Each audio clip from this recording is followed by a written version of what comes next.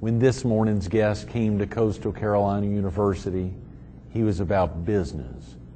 Now he's about students. Part 2 of Dr. David A. DeCenzo is coming up next.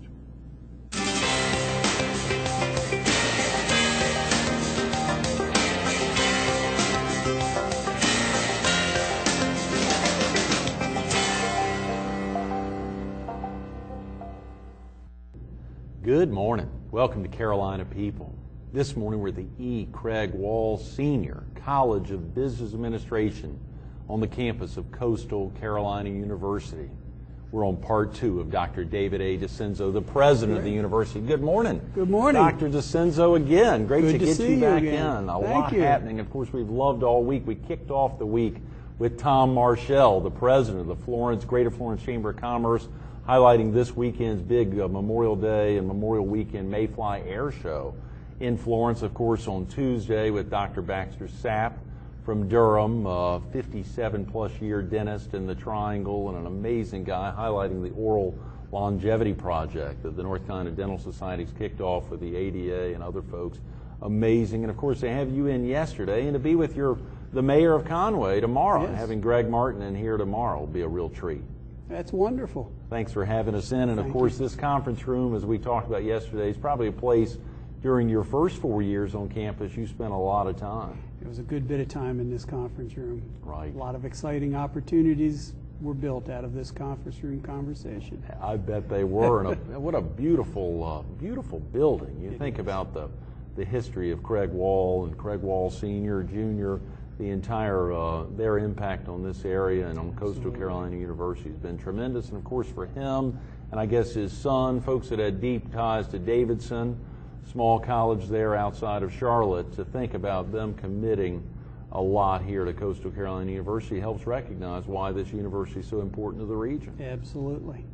So important to the region. Of course, not only here in the Myrtle Beach area, but up in Columbia, a lot's been going on this week, and of course it sets the stage. Not even though we won't know everything until the end of the day, a lot of focus on the referendum to open up the door for a penny sales tax in November. The vote on a penny sales tax. Share with viewers the significance if that was to take place and it was to pass, how that would impact Coastal Carolina University. Well, let me go to a broader picture on this. That, you know, as an institution, while we're 55 years old, it's really been in the past 14, 15 years since our independence that we've seen some of the growth in programs in some of the buildings that we have on our campus. But we have been one of the fastest growing public institutions in the state of South Carolina. We've not had a new building on this campus in the past 12 years. And we're starting to burst at the seams, let alone some of the buildings that we have are in dire need of some maintenance. Past 12 years. Past 12 years. Wow. There's not been a bond bill in the state, I believe, for the last 10 years. Mm-hmm. And so we recognize that we have got to do something. Over the course of this spring semester, we met with the academic folks, we met with the athletic folks, and we're looking at somewhere in the neighborhood of about $250 to $300 million of capital project needs on this campus. Academic buildings, athletic facilities, student recreational facilities.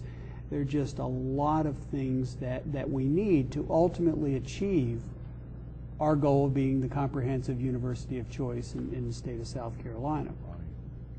So you start going, where do you find that kind of money? Right. Absolutely, there are a lot of different resource needs that you have and that you can touch various areas. But unfortunately right now the state's economy hasn't been real promising for a lot of us. I think next year is probably going to be a difficult year too. And we simply have to figure out a way to ultimately be creative, be entrepreneurial, to raise the kind of funding that we're going to need to start moving in the direction of capital improvements. We've been working with our students. This past February, our students came to the Board of Trustees and in essence asked the Board of Trustees to consider implementing a fee on their tuition that would be used solely for capital projects, and we're looking at having that finalized at our June board meeting. We are looking at a lot of different options, but the one that probably is unique is what we're calling the penny sales tax. Right. If people remember, last year the Horry County School Board had a penny sales tax referendum that was approved by the voters, but then because of some problems was overturned at the state Supreme Court level.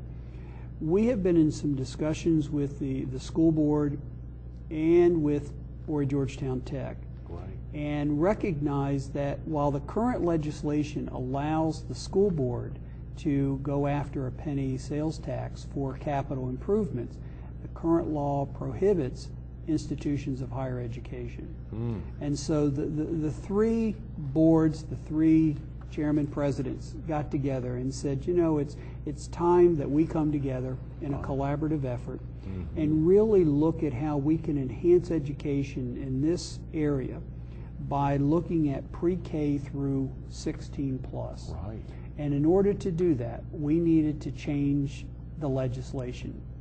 And so we've been working the past several months. It was House Bill 4883, I believe, that started the process, which would include and allow the inclusion of tech and coastal in the bill. Although this is a statewide referendum, statewide legislation that would allow any institution of higher education to work with their local school board. The gist of it is, and you know, we're so hopeful that it does pass because of what it can do to benefit the three institutions of higher education, well, the two institutions of higher education and the school board, is it will enable us to generate probably a little over $100 million over a 15-year period that we can use for bricks and mortars only. Now, all the legislation that we're looking at only will give us the right to put it on a referendum vote. But what's interesting about this legislation is right now, this penny sales tax, if it's approved and if the voters voted in November. Thank you. Currently, the millage on property tax is 0.28 or 28 mils for the tax bills that go out. If nothing happens, we anticipate that millage is going to increase by a fair amount. If this penny sales tax legislation is approved in Columbia, if the voters vote for it in November, the driving force, the motivating factor behind this is that people's millage on their property tax bills will drop to about 8 to 10 mils. Wow. So that it has a significant effect on individuals' property tax. We're also very fortunate to be in an area where roughly 60% of taxes that are collected by the tourists or from the tourists who come in. So this has a tremendous opportunity to raise funds that can be used specifically for institutions of education that will change literally the face of all of our institutions. That's a no-brainer. How couldn't everyone be behind that? I mean, what a great opportunity. And of course, there may be other counties where they wouldn't, because they don't have the significant tourist influx, the visitors to the area to be able to justify it and to be able to piggyback on them.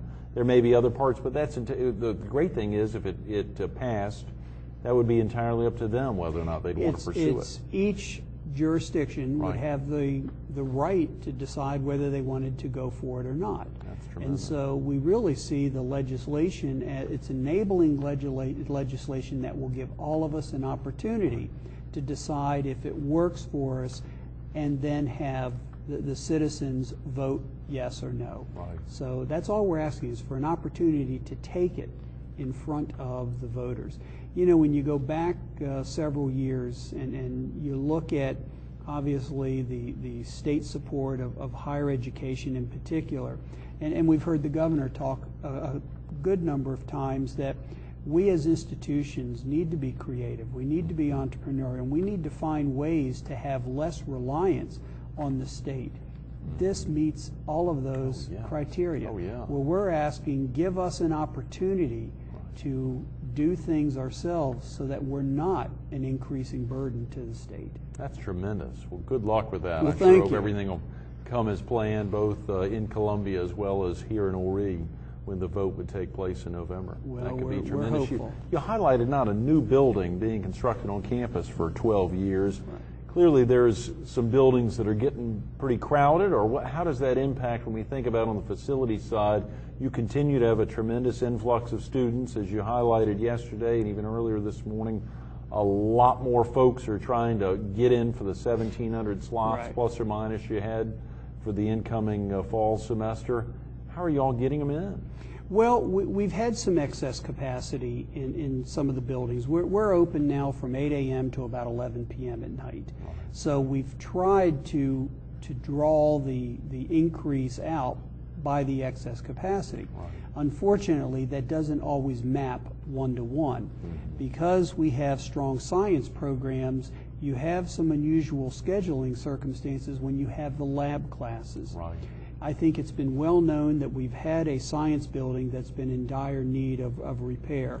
And so one of the things that we are doing, and we've got about 7 capital projects that are moving through the system currently. We're going to be putting on about a $15 million addition to our current science building. And what we've done there is we've corrected some of the problems that we've had in the past with roof leaks and the like. But what we're doing, and the faculty in the science college have just been so supportive of it, because we, again, brought them in and said, how do we fix this? The decision was to put on this addition, which will focus on the highly complex labs, which will have it will be the labs for chemistry and for the other sciences where you need the ventilation, you need the more highly complex equipment. When that is done, we will then look at gutting the existing building, tearing it down to its bare walls and rebuilding it in a way, again, that will have faculty offices, classrooms, and what we're considering the low complex labs. You know, I make the statement, you could cut a frog up on this table. You don't need a lot of the ventilation, and you don't need a lot of the protection equipment. And then longer term, probably 8-10 years out, depending on how successful we are at our fundraising, we'll look at putting a third component into the science building, another addition, which will then enable us to bring all of our science classes onto this side of campus. The other things that we're looking at is, you know, I have asked a lot of students, especially freshmen who I meet with periodically, if they're coming back. And sadly, we lose about 25% of our freshman class. And it's an issue that is a concern to us in particular, obviously to university presidents everywhere. There's always retention. Well, one of the things that I ask the students as to why they're leaving, and you get a few that say they're homesick and they're this and that, and I certainly understand that. But the vast majority of the students that I've talked to tell me that there's nothing to do on this campus. And interestingly, Greg, I look at a list of all the activities that exist on this campus, and I sit there and say, it didn't make sense to me. I took that list home to my 16-year-old daughter, and I said, look at this list. Tell me what I'm missing, because my students tell me there's nothing here for them to do. And it took her all of about 20 seconds to come back and say, well, Dad, these are things you would like, but people my age, we wouldn't. I said, well, what do you think students are looking for? And they said, we want a place to work out. We want a place to recreate. We want a place where we can hang out, where we can play games, where we can do this. We want a climbing wall. We want, and all of a sudden, we started to look at what our peer institutions had. And you found these very elaborate recreational centers.